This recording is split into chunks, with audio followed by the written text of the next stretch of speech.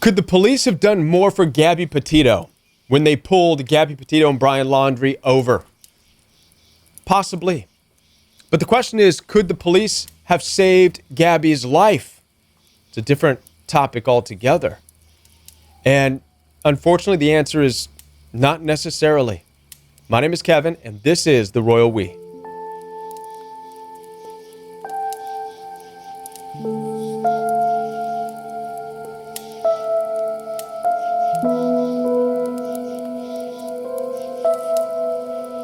A lot of people out there still commenting, criticizing what the police could have, should have, maybe would have done, and how it could have allowed for Gabby Petito to still be with us to this day.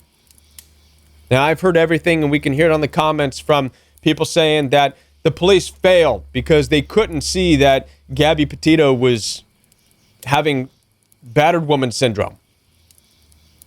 The police failed because they couldn't see that Gabby was trauma bonded. The police failed because the police couldn't see that Gabby had a soul tie. I mean, you might as well say that police failed because they didn't catch the ghost. You know, all these things you're talking about that we typically talk about are very therapy-driven, psychological, analyzing type of things.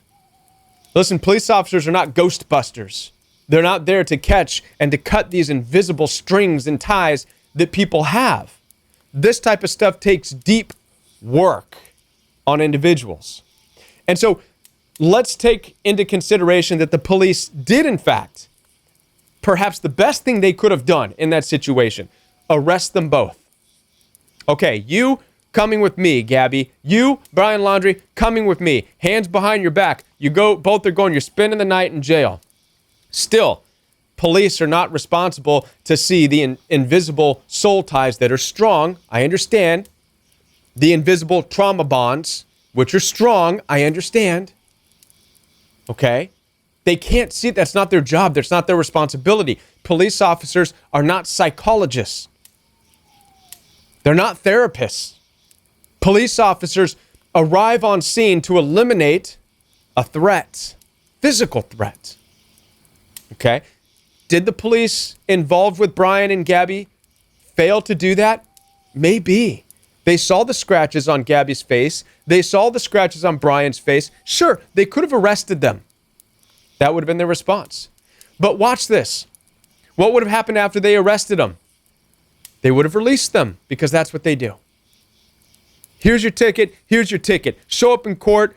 Pay your ticket. Stop fighting. Stop cutting each other. But watch this. Brian and Gabby would have went out. Now, let me ask you this question.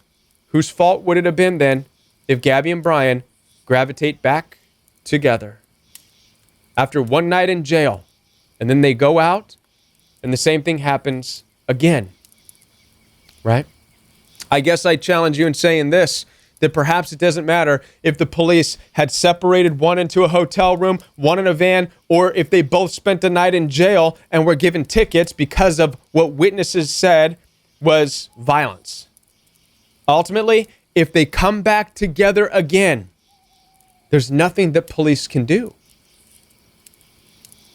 This is the area we need to get in with personal responsibility. And I'm going to keep hitting on this because we have personal responsibility in our relationships. All of them.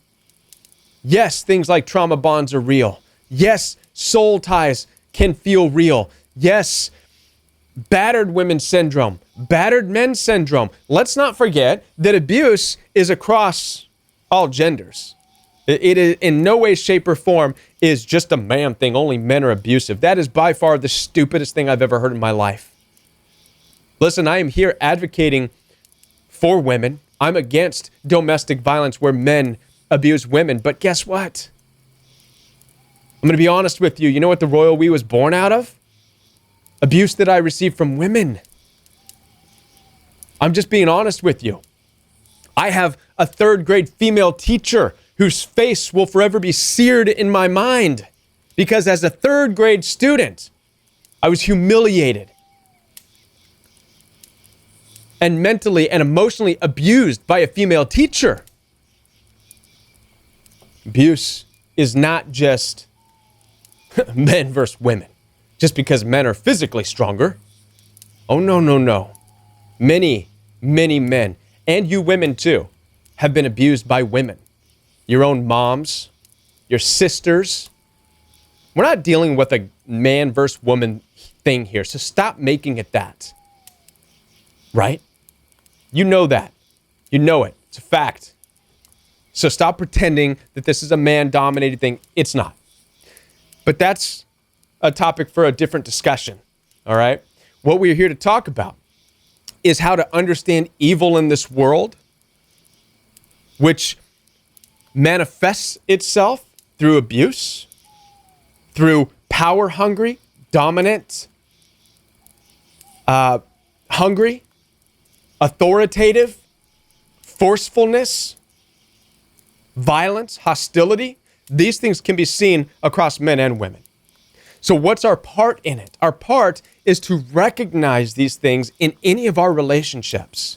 And our part in this is to help other people to come to this understanding themselves so they can recognize it in their own relationships. If we want to help people so that what happened to Gabby Petito never happens again, then we need to teach people to understand the red flags of relationships. We need to teach people what it feels like when you are entering in that place of a trauma bond or a soul tie. Because at the end of the day, a police officer can't cut these invisible things for us. Again, they're not Ghostbusters.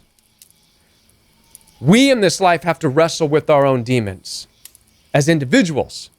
We in this life have to cut our own soul ties in this life as individuals. We in this life have to get rid of our trauma bonds. A police officer can never do that. Listen, therapists can't even do that. They can walk you to the water to drink from, but they won't be able to physically cut that for you. At the end of the day, nobody could have cut those invisible strings unless Gabby was ready to have them cut. The best we can do in this life, if we want to stop seeing abuse, if we want to stop seeing these horrible, tragic things like what happened to Gabby Petito, we have to teach people and help people to understand what it looks like, how these bonds form. We have to show people this so that they can say, okay, this person I'm with is not a good person. What's this draw I have? Why am I attracted? What is this string? And then as individuals, we go and get the help. And here's what help in a therapy session looks like for someone like Gabby Petito or anybody. It doesn't look like this. It's not to go to the therapist and say, I need the abusive person to change. You might as well be saying, evil needs to stop being evil. That's not the answer. And that's impossible. You will never make evil unevil. You can't. It's not possible. It doesn't say that anywhere in the Bible. Jesus never said you can make evil unevil. You can't. Right? God had a conversation with Cain before Cain killed his own brother Abel. God could not even change Cain's mind. According to the ancient Hebrew texts, the book of Genesis. What is that telling you and telling me? Our responsibility is not to change evil. What's our responsibility in this life? It's to change ourselves. How we understand evil, how we process this world we're living in, and what our part and what our responsibility is to stay safe. We have to recognize and know who we are. Then we have to recognize and know who and what we're dealing with. And then we have to do our part to keep our distance, to not get involved, to not allow soul ties to get connected, to not allow bonds to get connected, to not allow all these invisible things that now you're suggesting police should be able to recognize for us and cut. The responsibility is on us. The tragedy of Gabby Petito is being used as an example. It's not victim shaming. It's encouraging. Let's take the responsibility back. You want power? You want power against violence. You want power against abuse. It starts with you figuring out what your draw to these people is, what your attraction to these people is. It starts with you saying, what is this spiritual tie? What is this demons that I wrestle with that's gravitating me in these toxic relationships? And you attack that.